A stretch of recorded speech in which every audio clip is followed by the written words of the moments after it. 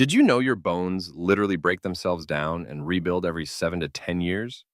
That means the skeleton you're walking around with right now is not the same one you had a decade ago. Your own body destroys and recreates itself on a schedule, and not once does it ask for your permission. You don't feel it, you don't notice it, but it happens anyway. Quietly, relentlessly, invisibly. And yet you beat yourself up because you feel off lately. Like you're not yourself. Like things that used to excite you don't hit anymore. Like you're not growing fast enough, or visibly enough, or correctly. But maybe what you're calling stuck is actually the part where your old self is crumbling to make room for a stronger one. Maybe your burnout isn't a failure, it's your body begging for a new blueprint. Maybe your disinterest in the things you used to chase isn't depression, it's wisdom. Maybe your loneliness isn't a punishment, it's protection from the noise you're finally outgrowing. Growth isn't always a glow up. Sometimes it's erosion. Quiet, sacred, necessary erosion. The breakdown before the rebuild. The part where the bones go soft so they can take new shape. So if you're in the middle of something messy, something you can't explain, something that feels like everything is shifting under your feet and you can't find steady ground, good. That means you're not frozen. You're forming. And even if you can't see it yet, the next version of you is already on its way. Chapter 2. Growth looks nothing like you think. You think growth feels like clarity and confidence? Nah. Sometimes it feels like rage. Like suddenly not being able to tolerate the things you used to smile through. Like being allergic to small talk and fake vibes. Like canceling plans you used to force yourself to go to, and then spending the whole night wondering if you're becoming a hermit or just finally healing. Growth doesn't always feel empowering. Sometimes it feels like being lost in a grocery store. Standing in front of the peanut butter, having an existential crisis about smooth or crunchy while your old people pleaser self flatlines inside you. Sometimes it feels like laughing at a joke and realizing mid-laugh, wait, I actually don't think that's funny anymore. Or walking out of a conversation and needing a full hour to come down because your body is not okay with pretending anymore. You thought growth would be a vibe, a season, a soft morning with oat milk lattes and sunshine on your journal, but sometimes it's snapping at someone you love and then crying in the shower because you don't know why you're so angry all the time. Or feeling nothing at all and wondering if your heart's turned off. Or having random days where your skin doesn't feel like it fits. No one tells you this. Real growth is disorienting. You don't get a memo when you've outgrown people. You just get drained around them. You don't get a clear sign when something you wanted for years finally arrives, but doesn't fulfill you. You just get this hollow thud in your chest like, this is it? You think you're broken, but maybe you're just finally waking up to what doesn't serve you anymore. And your system doesn't know how to process the peace you prayed for. So if everything feels weird, off, too quiet, too much, too dull, good. That's not you falling apart. That's you not fitting into who you used to be. You're not behind, you're just becoming. Chapter 3, The Comparison Trap. You ever scroll past someone's life on Instagram and suddenly feel like your whole existence is a bad trailer for a movie no one wants to see? Like 1 second you were just laying in bed minding your business, and the next you're spiraling because someone from your high school is now engaged, owns a cabin, runs a six-figure business, has abs, a golden retriever, a morning routine, and somehow looks good in hats. And meanwhile, you're sitting there with your unbrushed hair, trying to remember if you drank water today or just had iced coffee and anxiety. Yeah, that's not just you. That's the trap, the comparison trap. And it's brutal because deep down you know it's not real. But your brain still reacts like it is. Like someone else's highlight reel means something about your behind the scenes. But here's the truth, no one tells you loud enough. Growth doesn't look good online. The kind of growth that actually matters, the kind that changes your soul and your nervous system and your relationships, it's unfiltered. It's invisible. It's quiet. It looks like taking responsibility for your triggers, like realizing you're not entitled to someone's love just because you gave them yours, like finally being honest with yourself about the habits that are killing your energy, like staring at your ceiling with a lump in your throat and still choosing not to text the person who hurt you. You don't get applause for that. You don't get comments and likes. You just get your power back. Slowly, unevenly, one uncomfortable moment at a time. But the problem is, We've been trained to measure worth by milestones, career titles, apartment tours, glow-ups, relationship statuses, followers, income, the whole algorithmic checklist. And when your growth doesn't come with proof, you start to feel like it doesn't count, like you're behind, like everyone else is unlocking the next level of life and you're stuck in the tutorial. But that's a lie, a big, shiny, well-lit, beautifully edited lie. Because the people who are actually doing the work, they're not posting about it. They're surviving it. They're in therapy. They're crying on the floor of their shower.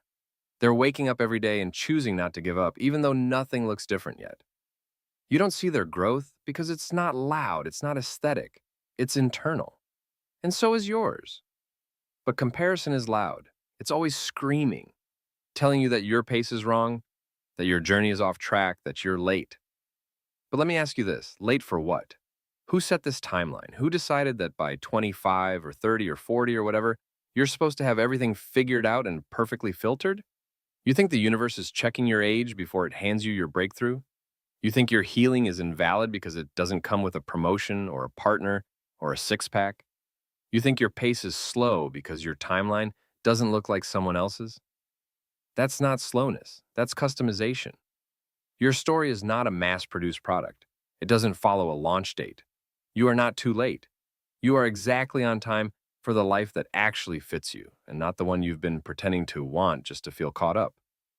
So yeah, maybe you don't have a perfect morning routine. Maybe your goals are blurry. Maybe your biggest win this week was getting out of bed or not ghosting your friend back. That counts. That matters. That's real. You are not falling behind. You're just not faking it. And in a world obsessed with image, that's not failure. That's rebellion. You're not supposed to bloom at the same time as everyone else. You're supposed to bloom when it's real.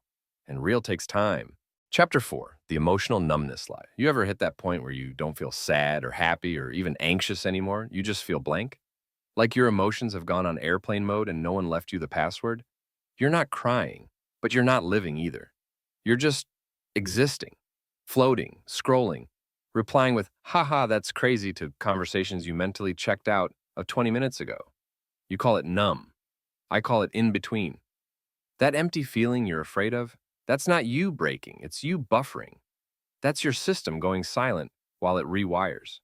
Because maybe for the first time in years, you're not chasing drama. You're not addicted to chaos. You're not running on panic and people-pleasing and caffeine and fear. So of course, you feel weird. You've lived your entire life like a fire drill. Every room you've ever entered, you've scanned for exits. Every friendship, you've tiptoed around rejection.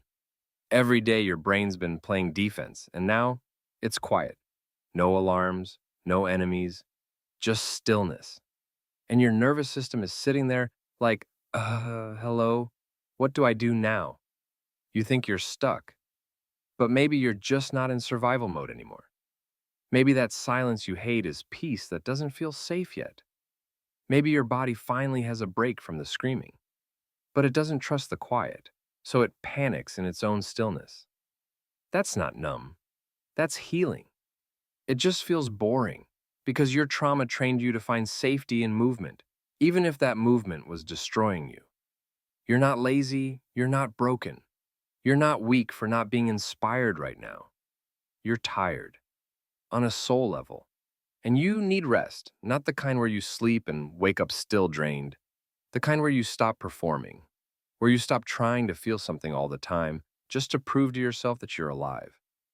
Emotions don't disappear during growth. They hide. They take naps. They come back in new forms. And sometimes they go quiet so you can actually hear the truth underneath.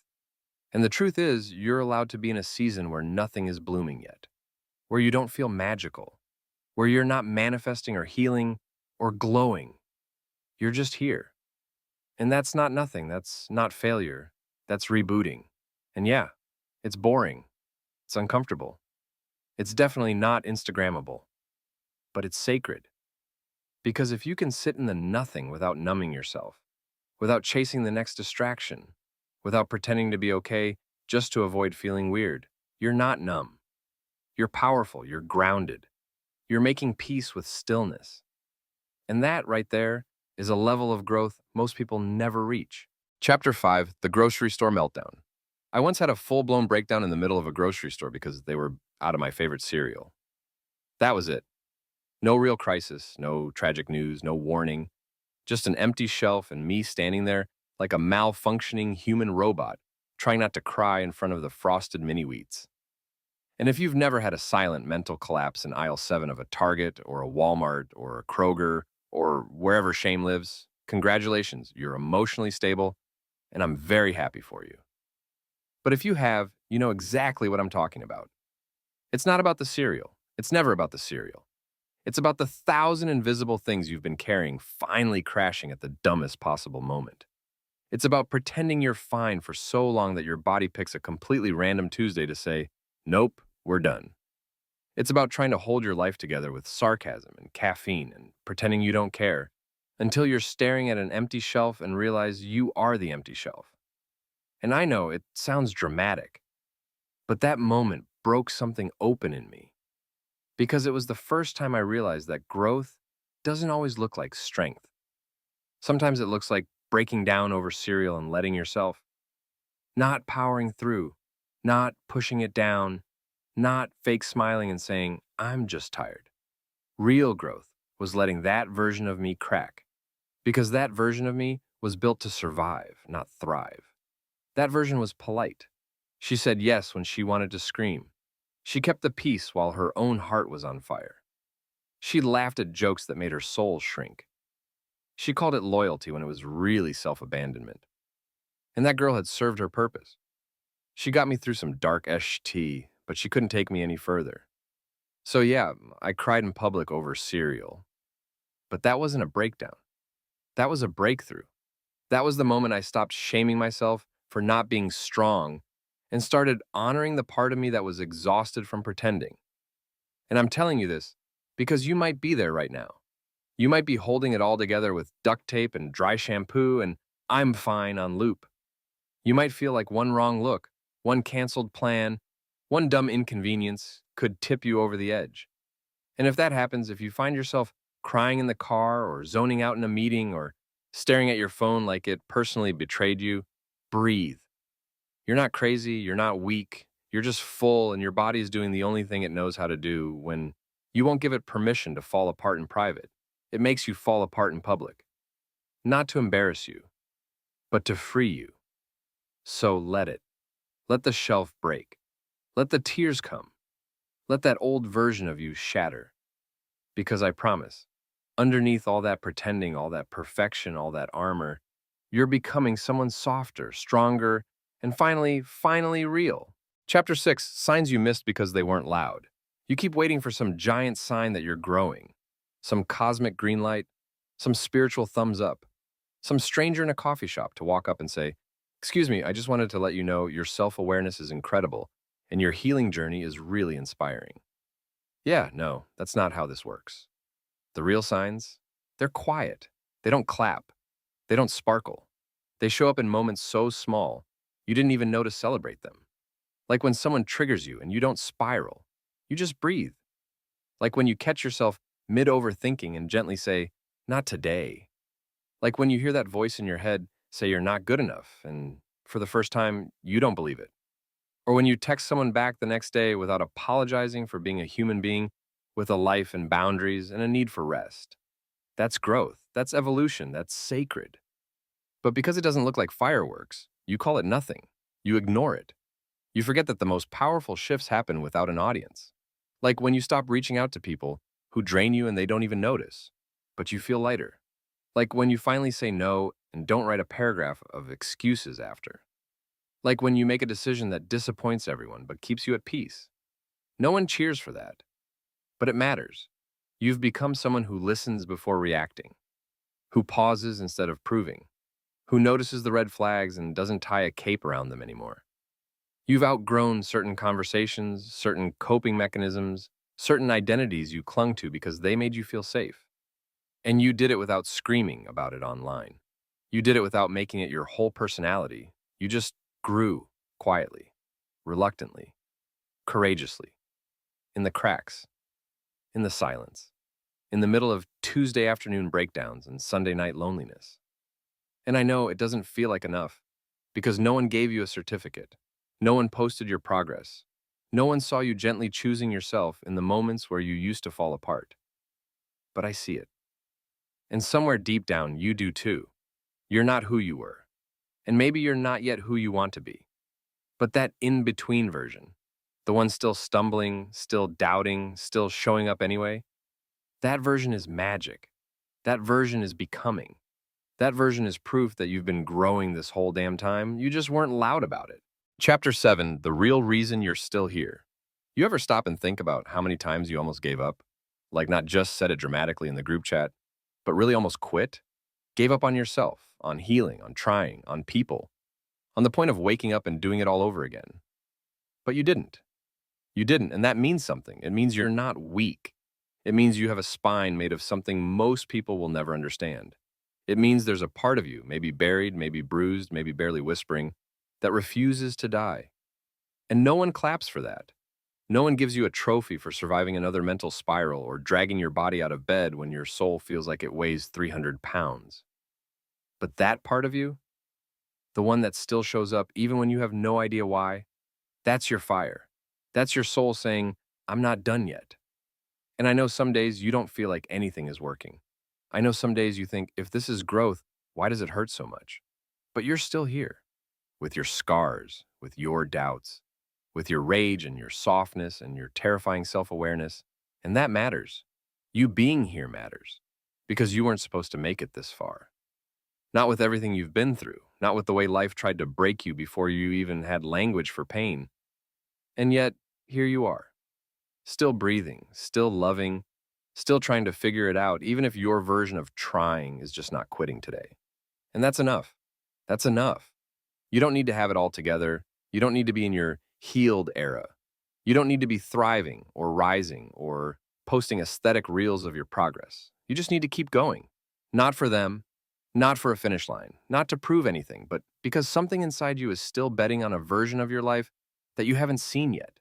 And if that fire is still in there, even if it's small, even if it flickers, even if it's just a damn spark, you are not done. You are not failing. You are not falling behind. You are becoming. And that's the real reason you're still here. Because somewhere, deep inside all the numbness and noise, you know this isn't the end. It's just a pause, a plot twist, a sacred stretch of road before the story takes off. So hold on. Keep breathing. Keep moving forward. Because your future self is already so damn proud you didn't give up here. You're not behind. You're just carrying things no one can see. And you're still moving, still trying, still here. That's not weakness. That's a miracle. So if no one's told you lately, I will. I'm proud of you. Not because you're crushing it. Not because you figured it all out. I'm proud of you because you didn't quit on yourself, even when no one would have blamed you if you did. And if you've made it this far in the video, that means one thing. You were never lost. Just becoming someone no one's ever seen before, including you. So take one deep breath, let the past fall off your shoulders, and walk forward like the future's already waiting for you, because it is.